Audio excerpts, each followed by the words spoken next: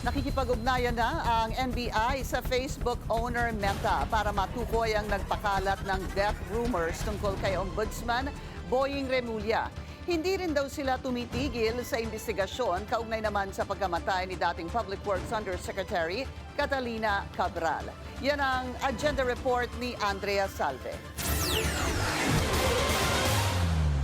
Sinimulan na ng National Bureau of Investigation ang investigasyon para matukoy ang mga nasa likod ng fake news tungkol sa umano'y pagkamatay ni Ombudsman Jesus Crispin Remulla.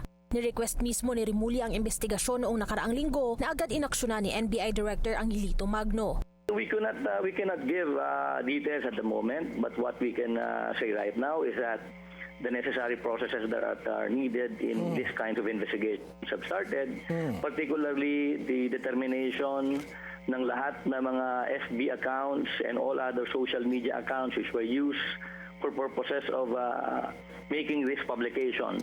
Naghanda na rin daw ang mga investigador ng formal request sa Meta para sa kinakailangang mga impormasyon, bukod pa sa gagawing open source intelligence inquiry o pagkakalap ng ebidensya gamit ang internet.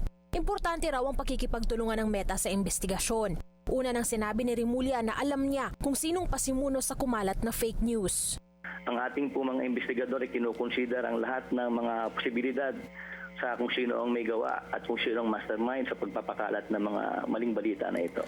Hindi pa natin alam kung anong specific na violation under the RPC, pero kung nakakasiguro tayo dahil ginawa ito o nakomito ito sa pamamagitan ng information and communications technology, 1 degree higher po ang penalty na ipinapatang ng batas. Kasabay nito, muli silang nagpaalala sa publiko na huwag agad-agad paniwalaan ang lahat ng nababasa, napapanood at napapakinggan sa social media.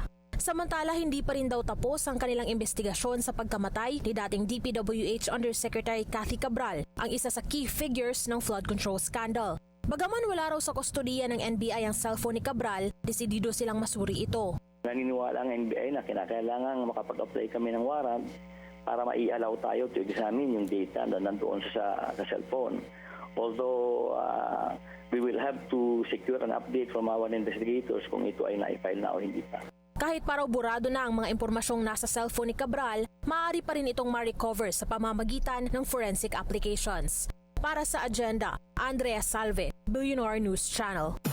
Mag-follow sa aming mga social media accounts at mag-subscribe sa aming YouTube channel para sa pinakahuli at eksklusibong mga balita.